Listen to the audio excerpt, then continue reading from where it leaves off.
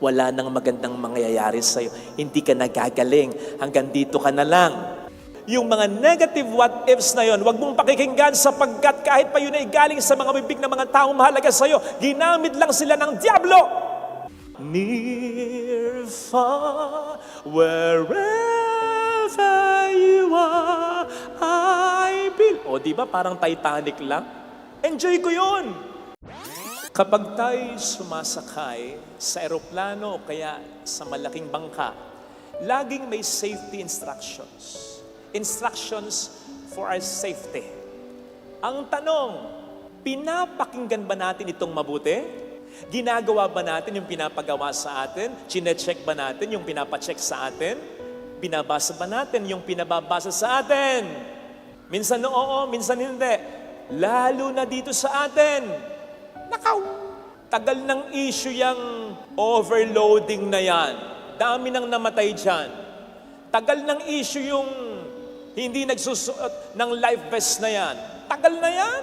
At ang tagal ng issue yung winarningan na, pinagbawalan na, wag na kayong magbiyahe. Tumuloy pa rin, titigas ng ulo. Pero kung minsan kasi iniisip natin, ilang taon na ba matapos yung last na aksidente? Tagal na. Araw-araw naman may bumabiyahe. Okay naman yung biyahe. Malas na lang pag natsambahan ka. So gusto mo matsambahan ka pa, ha? Follow instructions. Sinabi ko ito sapagkat sa ating ebanghelyo, sa wari ko'y may instruction si Kristo na dapat nating tandaan for our safety sa buhay na ito. Pupwedeng sa ngayon, hindi mo ito masyadong kailanganin. Pero darating ang pagkakataon, kakailanganin mo ang instruction na ito. Narinig natin sa Ebanghelyo, binabagyo ang mga disipulo. Ang bagyo ay sumisimbolo dito sa malalaking problema na tiyak na mararanasan natin. I repeat, tiyak na mararanasan natin na pupwedeng magpalubog sa atin. Ang sabi po ng isang preacher, ang mga tao sa buong mundo, pupwede mo lang mahati sa tatlo. Una, yung mga may haharaping bagyo o problema. Nandiyan na yung problema. Ikalawa, yung mga taong nandun na, dumaranas na ng bagyong problema. Ikatlo, yung mga taong nakalampas na sa bagyo ng problema. Kung ikaw man yung pangatlo, congratulations. Pero mag-relax ka hanggat po pwede. Kasi babalik ka uli sa una, sa pangalawa, at sa pangatlo, paulit-ulit na proseso. Kaya sabi ko, makararanas tayo ng bagyo. Kung ayaw na ninyo, mauna na kayo sa sementeryo. Sapagkat doon ang mga naroroon, hindi alintana ang bagyo. Nakakita na ka ba ng binahang sementeryo na yung mga bangkay nag-ahunan na ganon? Ay, kasi napuno ng tubig ang kanilang nicho. Walang ganun, Mars. Kahit lubog yan, ay, floating pa yan. Patay na eh. Lanang pake. Kaya, sabi nga ni St. Paul, in everything give thanks. Kahit may problema, yes, kahit nasasaktan ka, kahit naiiyak ka, kahit nahihirapan ka, kasi ibig sabihin, nahihirapan ka, naiiyak ka, buhay ka. Wala ka pa sa sementeryo. At habang may buhay, mayroon pang pag-asa. Provided, huwag kang palulubog sa bagyo ng problema. At dito papasok yung instruction. Isa lang para madaling tandaan. Ano yon? Sabi ng Panginoon, do not be afraid. It is I. Huwag kang matakot. Fear is the enemy of faith. Tandaan natin, kapag tayo natatakot, marami tayong makakalimutan na dapat nating tinatandaan sa anumang laban. Natatandaan ko, nung ako'y mag-swimming lessons, isang basic na sasabihin, huwag kang magpapanik. Pag nasa tubig, kang magpapanik. Kasi kapag nagpanik ka, matataranta ka na. Hindi mo na magagawa yung dapat mong gawin, yung itinuro sa'yo. Na dapat, controlled lang yung breathing mo. Na dapat, nakataas ang ulo mo. Na dapat, relax lang yung pag-stroke mo. Ako nga nakalimutan ko dati, nasa 4 feet lang ako. Totoo. Kasi pinasok ng tubig yung ilong ko. Kasi nagsasanay lang ako. Dumating yung instructor, Father, tulong. Father, 4 feet lang yan. Tayo ka lang. O nga, ano? Totoo. O diba? Para lang akong tanga. Ganun kapag natatakot ka, nagmumukha kang tanga, nakakalimutan mo yung mga bagay na mahalaga, kahit yung pinaka-basic na lang talaga. Tingnan po ninyo, yung mga disipulo sa Ebanghelyo, napaka-basic nung nakalimutan nila. Mag-focus lang tayo sa isa. Ano yon? Sige nga, sino ba yung nag-utos sa kanila na sumakay ng bangka at pumunta sa kabilang ibayo? Sino? Sino ang kausap ko? Sino? Po, si Kristo. Si Kristo ang nagsabi sa kanila, sumakay kayo ng bangka at pumunta kayo sa kabilang ibayo. Ikaw ba, kapag may aalis na tao, masama yung kutob mo, parang may mangyayaring masama sa kanya, pipigilin mo siya, di ba? Kapatid, ang kay Kristo hindi lamang kutob, ang kay Kristo katotohanan, kahit hindi pa nangyayari yan, sapagkat siya ang Alpha at ang Omega. Kung alam niyang mamamatay sa dagat ang kanyang mga alagad, siya pa ba ang magsasabi, sumakay kayo sa bangka? Hindi. Di ba't siya rin ang nagsabi nang tawagin niya ang kanyang mga alagad, gagawin kong kayong mamamalakaya ng mga tao, ni hindi paggaanong nagsisimula ang misyong ito, tatapusin na sila ni Kristo, ang lagay pa'y mauuna pa sila kay Kristo? Diba? Kung ikaw yung alagad, dapat naisip mo yun. Napaka-basic nun. At ang pinaka-basic, hindi lang yung siya yung nagsabi sa amin na sumakay sa bangka. At siya rin yung nagsabi sa amin, pumaroon kayo sa kabilang ibayo. O sige nga, kapatid, yun ay mahalagang assurance na makaliligtas sila, maka-encounter man sila ng bagyo along the way. Sapagkat ang sabi ni Kristo, pumunta kayo sa kabilang ibayo. Hindi sasabihin ni Kristo yon kung mamamatay na sa ilog, sa dagat ang mga disipulo. Ang ibig sabihin ng pumunta kayo sa kabilang ibayo, see ya, yun. Ba't nakalimutan yun? Kung ako yon, tatandaan ko yon at enjoy ko lang yung bagyo. Totoo. Kahit binabagyo ka, sinasampal ka ng alo na gano'n. Enjoy ko lang. Magtataka pa ka.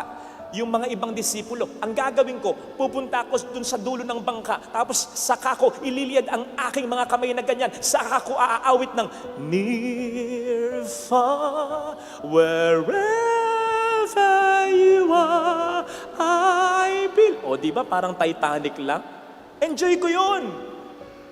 Sapagkat alam ko, makaliligtas ako sa bagyo dahil ang sabi ng Panginoon, sa kabilang ibayo. Amen? Yun ang nakalimutan nila. In fairness naman sa kanila, talagang nakakalimutan. Ang tagal nilang sumasagwan Ang sabi sa Ebanghelyo, naghiwa-hiwalay sila mga 6 p.m. yon. Pumunta si Jesus sa mountain para magdasal. At that time, sabi, approximately, mga 7 p.m. siguro, nandun na yung mga alagad naglalayag na. Pasalungat na sa hangin, binabagyo na. Alam niyo kung kailan dumating si Jesus? Mga 3-4 a.m. na, 4th watch of the night na. Tagal nun. Kahit matindi yung pananampalataya mo, nako, makakalimutan mo talaga na sinabi ng Panginoon, go to the other side. Matatakot ka na Ang tagal It could have been different kung pagbulusok pa lang ng bagyo, nandun na si Kristo. Ay, diba? Lanang ka ba? Si Pedro, maganda yung ginawa. Kahit nasabi ang malitang pananampalataya, ikaw nga, sige, pagkatapos ng misa, punta ka sa ilog, sa dagat, yung lampas kawayan, ang lalim. Tapos, sige, gawin mo yung ginawa ni Pedro. Good luck sa'yo. Ang hirap nun. Nakakaba yun. Mas matindi yung ginawa ni Pedro kaysa sa ibang mga disipulong nasa bangka lang. Pero bakit sinabi ni Kristo, malitang pananampalataya ni Pedro, hindi na-sustain? Paano namang masustain? Ang layo ni Jesus. It could have been different kung pagtapak ni Pedro nung ganon, nandiyan na si Jesus, hindi Isang tapak na ganon, tapak pa, ang layo. Naku po, malayo-layo pa ito. Ganon ang nangyari. Ang tagal. Kaya yung matibay na pananampalataya, pwede talagang manghina. Iba kapag nagtatagal. Tayo nga, Ako, natutuwa ako kapag may mga picture tayong ganito, kahit na tayo binabagyo o binabaha. Halimbawa, yan. Yung una, pwede mong captionan yan. Ano caption yan? Baha ka lang, magre-relax ako. Baha ka lang, matutulog ako. Baha ka lang, aadi kami sa basketball. Baha ka lang, gamer kami. Baha ka lang, lasinggero kami. Baha ka lang, magsusugal kami. Ito pinakagusto ko sa lahat. Mare, alam mo ba, Mare? Baha ka lang, chismosa kami. Ayan, baha ka lang, magti-TikTok kami. At yung nangyari kamakailan lang, ano yon? Baha ka lang, nagmamahalan kami. Good luck. Tingnan natin. Pag bumaha na ng luha. Joke lang. Ito ang punto. Bakit tayo nakakapagpa-picture pa ng ganyan at nakakatuwaan pa natin yan? Kahit na ikaw yung malagay sa ganyang karanasan. Bakit? Kasi alam mo yung baha, mga 2 araw lang yan. Lagay mo 1 linggo. Sige, gawin mo 1 buwan. Lilipas lang. Di ba? Ganun din yung bagyo. Isipin mo, kung yung baha na yan, 1 taon, 3 taon, 5 taon, katulad ng baha at bagyo o problema na binibigay sa iyo ng asawa mo. Sige nga, makangiti ka pa kaya? Makapagpa-picture ka pa kaya? Maging positibo pa kaya ang outlook mo? Sige nga.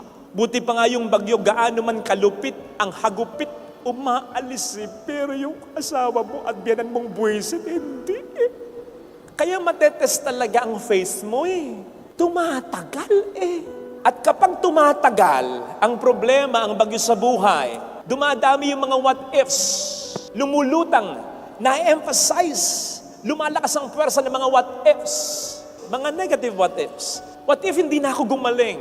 What if hindi na ako na mapagtapos sa mga anak ko? What if hindi na maging maayos ang buhay ko? What if hindi na magbago ang asawa ko? What if hindi ko na ma-achieve ito? Maraming what ifs. Dumadami yan habang tumatagal ang problema. Ngayon, ganito ang good news. Tandaan mo, yung what if, hindi lang negative. Pwede ding positive. What if gumaling ka? What if makabayad ka sa utang mo, may mga mangutang pa sa'yo? What if maayos ang pamilya mo? What if magbago siya? What if humaba pa ang buhay niya? What if magkasundo pa ang mga anak mo? What if? Negative o positive, it can work as a way. So bakit ka magfo-focus sa negative what if na makapagpapalakas ng fear mo at makapagpapalit ng pananampalataya mo kung it can be the other way around, makapag-focus ka sa positive what if na makapagpapalakas naman ng pananampalataya mo at makapagpapaliit ng fear mo hanggang sa masustain mo yung faith mo at ma-achieve mo na yung hinihiling mong solusyon sa iyong problema na ibibigay niya sa paraan niya at sa panahon niya. Sustaining your faith. Focus on the positive what if. Para ma-convince kong kayo, na huwag kang mag-focus sa negative what ifs kasi galing yan sa demonyo. Wala nang magandang mangyayari sa'yo. Hindi ka nagagaling. Hanggang dito ka na lang. Minsan gagamitin pa yung pamilya mo, yung magulang mo. Hindi ka katulad ng kapatid mo. Frustrated, disappointed ako sa'yo. Black sheep ka. Wala kang kwenta. Yun ang mas matindi kapag ginamit na ng demonyo yung pinaka nakakakilala sa'yo at sinabing hanggang dyan lang ang buhay mo. Yung mga negative what ifs na yun, huwag mong pakikinggan sapagkat kahit pa yun ay galing sa mga bibig ng mga taong mahalaga sa'yo, ginamit lang sila ng diablo. Huwag mong pakikinggan yan. Kontrahin mo yun ng mga positive what ifs. Eto ngayon, listen to this. Kung yung negative what ifs galing sa demonyo, saan galing yung positive what ifs? Hindi sa Diyos. Walang what if sa Diyos. Sapagkat sigurado ang Diyos. Kapag sinabi niya, totoo yun. Saan manggagaling yung positive what ifs? Sa'yo. Sa'yo. Bakit, Father, hindi sa Diyos? Unfair yun Di ba sabi mo, labanan ng what ifs, negative and positive what ifs, yung negative galing sa demonyo, dapat yung hindi. Bakit? Sapagkat pag sinabi ng Diyos, hindi na niya inuulit. Sapagkat pag sinabi niya, yun na yun, mangyayari yun. It may take some time, pero mangyayari yun sa kanyang paraan, sa kanyang panahon. Bakit importante yun? Kasi kapag sinabi niya, dapat kiniklaim mo na, pinaniniwalaan mo na. Ikaw lang yung magwa-what ifs kasi hindi ka sigurado, kasi binobombard ka ng demonyo ng negative what ifs. Pero kung pangahawakan mo yung sinabi ng Panginoon, mas maraming mangyayaring positive what ifs sa isip at sa puso mo hanggang sa masustain na yung faith mo. Let me be clear on this. Eto, nang likhain ng Diyos ang mundo, anong sabi niya yung una? Let there be light. Anong nangyayari? There was light. Hindi na niya inulit. There was light. Papaano kung ang nangyayari ganito? Sabi ng Diyos, let there be light. Madilim pa rin. Let there be light. Madilim pa rin. Light! Yun. Hindi ganun ng Diyos. Pag sinabi ng Diyos, yun na yun. Matagal lang sinabi ng Diyos na gagaling ka sa sakit mo. Matagal lang sinabi ng Diyos nakalista, dati pa. 1,000 years ago sa Bible, you will be victorious. No weapon formed against you shall prosper. For I know the plans I have for you. Plans not to harm you, but to make you whole, to prosper you.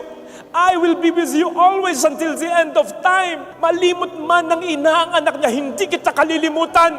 Hindi lang para sa akin yun, hindi lang para sa kanya yun, hindi lang para sa kanya yun, para sa iyo din yun. Iba lang yung application, pero claim it, mangyayari sa buhay mo yun. Hindi ulit-ulitin ng Panginoon. Bakit? Kasi nakatakda ng mangyayari yun. Hindi mangyayari kung ikaw mismo hindi maniniwala. Bakit hindi ulit-ulitin ng Panginoon? Tingnan niyo, ang sabi niya kay Pedro, isang salita lang, come. Kahit pa naging struggle si Peter, hindi niya sinabing, come, yung isang paa mo na, pangalawang paa, kaya mo yan, kaya mo yan.